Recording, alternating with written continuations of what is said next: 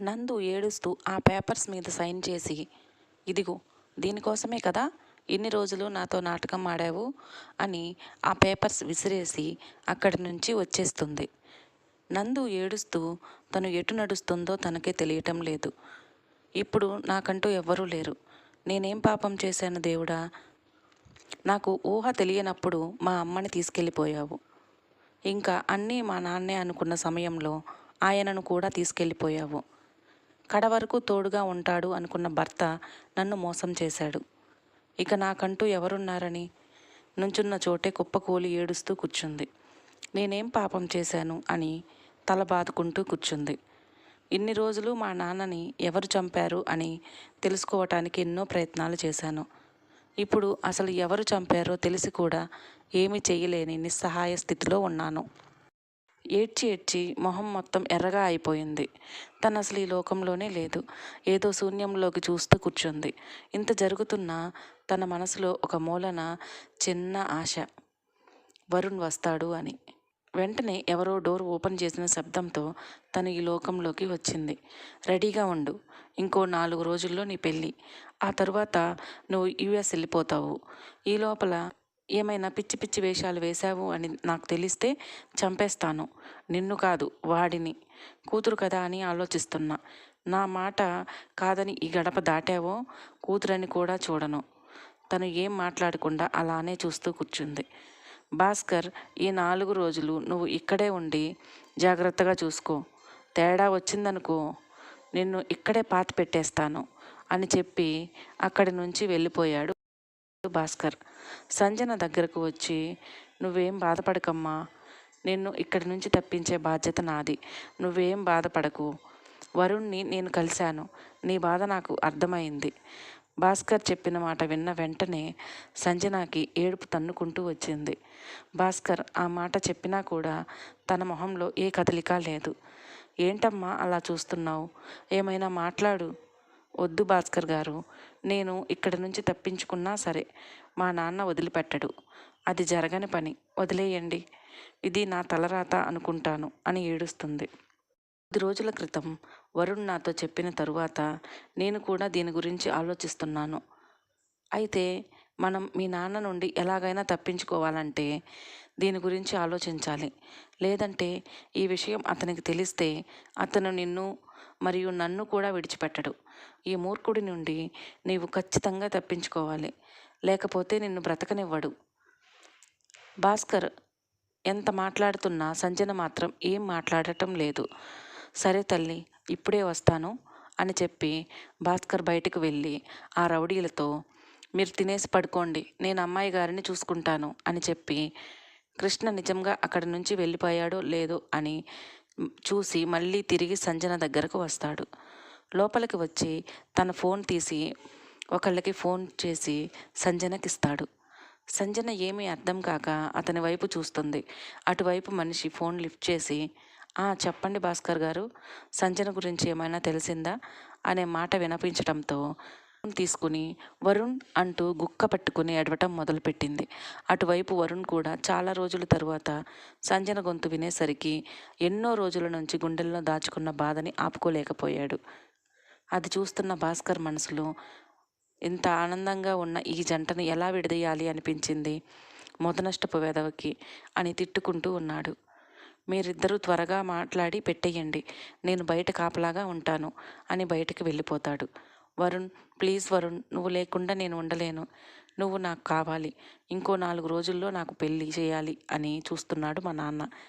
నాకేం చేయాలో తెలియటం లేదు. నువ్వు ఏం బాధపడకు సంజన, నిన్ను ఎలాగైనా అక్కడి నుంచి బయటపడేస్తాను. భాస్కర్ గారు మనకు తోడుగా ఉంటాడు. నేను ఒక అడుగు ముందుకు వేసి వద్దాము అని అనుకుంటే నన్నే కాదు, నందు ఈ విషయంలో కూడా బయటపడుతుంది. ఇక మీ నాన్న మనని అసలు వదిలిపెట్టడు. అసలు కూతురు అని కూడా చూడడు. నీకేమైనా జరుగుతుందేమో అని భయం. కానీ నువ్వు లేకుండా మాత్రం నేను ఉండలేను. ఏదో ఒకటి చేసి నేను దక్కించుకుంటాను. నువ్వేం భయపడకు అని ధైర్యం చెప్పేస్తాడు. సరే వరుణ్, నువ్వు నాకు ఉన్నావు కదా, నేను ఇక ఏం భయపడను. ఇంతకీ నందు ఎలా ఉంది? మనం ఇలా ఉంటే తను మాత్రం వాళ్ళ నాన్నని శేఖరే చంపాడు అని తెలిసినా కూడా ఏం చేయలేని పరిస్థితిలో ఉంది. తన ఆస్తి మొత్తం వాడికి రాసేసి వచ్చింది. పాపం ఇప్పుడు తనకంటూ ఎవ్వరూ లేరు సంజన. అదేంటి వరుణ్, మొత్తం ఆస్తి వాడికి రాయడం ఏంటి?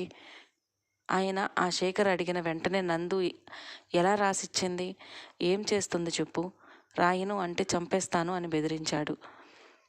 శేఖర్ని కలిసే ముందు రోజు మహిధర్ని కలిసి శేఖర్ గురించి మొత్తం చెప్పాడంట.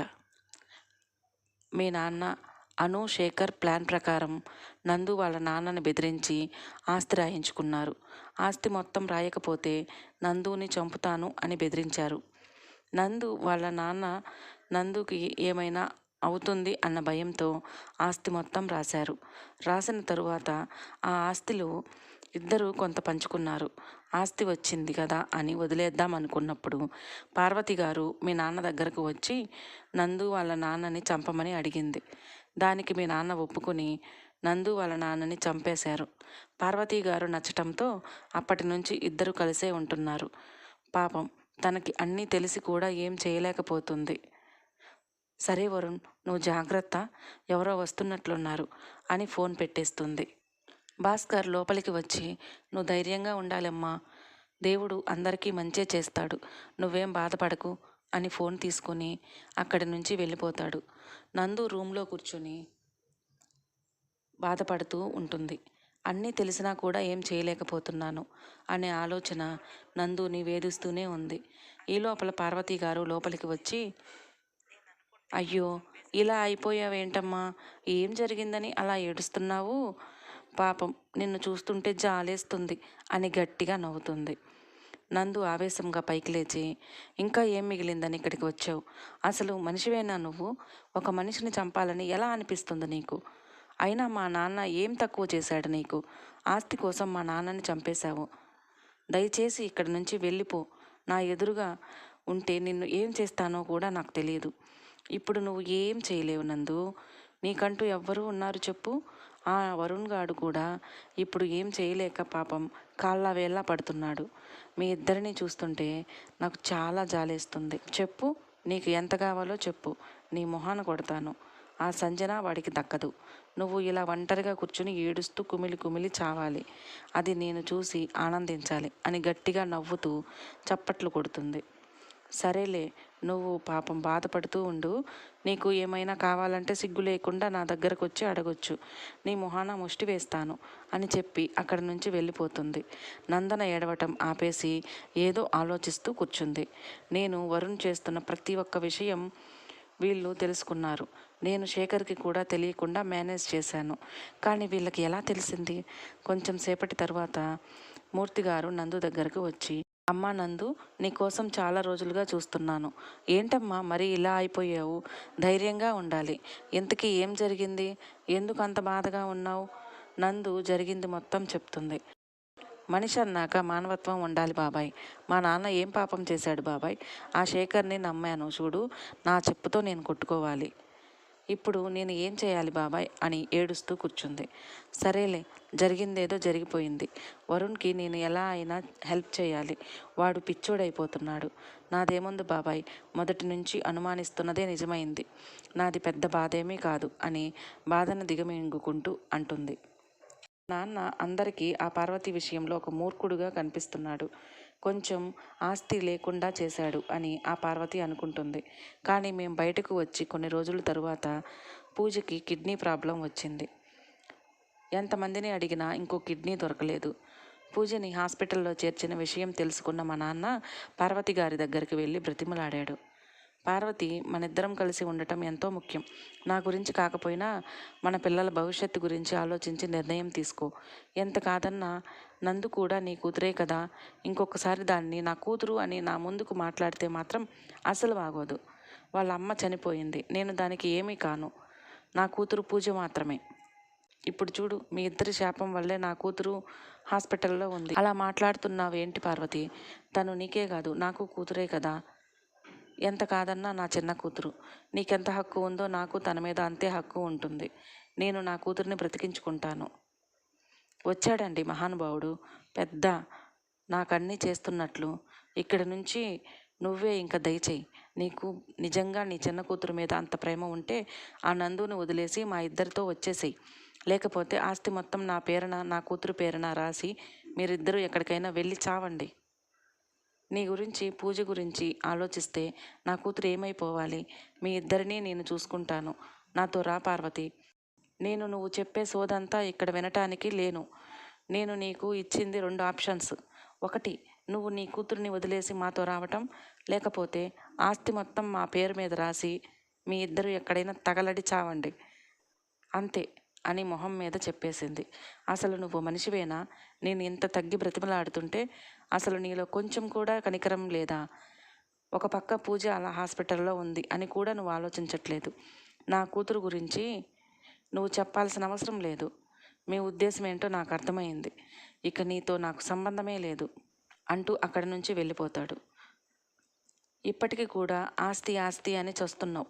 నందుని వదిలేసి మీతో వస్తే ఆస్తి మొత్తం మీకు రాస్తాను అనే కదా నన్ను మీతో రమ్మంటుంది. పార్వతి కొంచెం కూడా ఆలోచించకుండా అవును అని అనేస్తుంది. ఆ రోజు ఇద్దరూ అలా హాస్పిటల్లో గొడవ పడ్డారు. పూజకి ఆపరేషన్ చేయటానికి ఇంకా కొన్ని రోజులే మిగిలి ఉంది. కానీ ఎవ్వరూ కిడ్నీ ఇవ్వటానికి ముందుకు రావట్లేదు. ఎంత ప్రయత్నించినా కూడా ఎక్కడా తనకి సెట్ అయ్యే కిడ్నీ దొరకట్లేదు. ఎంత కాదన్నా కూతురు. భార్య మీద ప్రేమతో మా నాన్న ఎప్పటికప్పుడు వాళ్ళ మీద ఒక కన్ను వేసి ఉంచాడు. మా నాన్న టెస్ట్ చేయించుకుని అయినా కిడ్నీ ఎక్కడ దొరకట్లేదు. మా నాన్న టెస్ట్ చేయించుకుని కిడ్నీ సరిపోతుంది అని నిర్ధారించిన తరువాత తనకు ఇవ్వటానికి కూడా ముందుకు వచ్చాడు. తన చిన్న కూతురిని బ్రతికించుకున్నాడు. కానీ అప్పటికి కూడా పార్వతి మారలేదు. ఎంత చేసినా మా నాన్న ఆమె దృష్టిలో ఒక దుర్మార్గుడు అయ్యాడు. మా నాన్న నన్ను ఎంత బాగా చూసుకున్నాడో పూజను కూడా అలాగే చూసుకున్నాడు. కానీ ఏం లాభం? తను కూడా వాళ్ళ అమ్మలాగే పొగరు.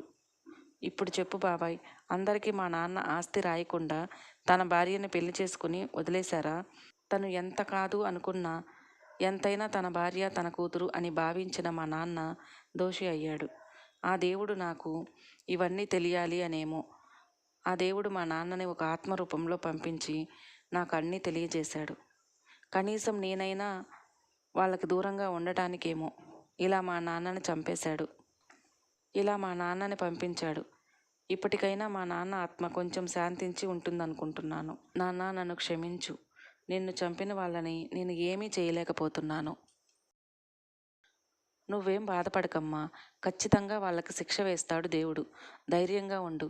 మనం ఎలాగైనా వరుణ్కి సహాయం చేసి తీసుకువద్దాం అని మూర్తి బయటికి వెళ్ళిపోతాడు.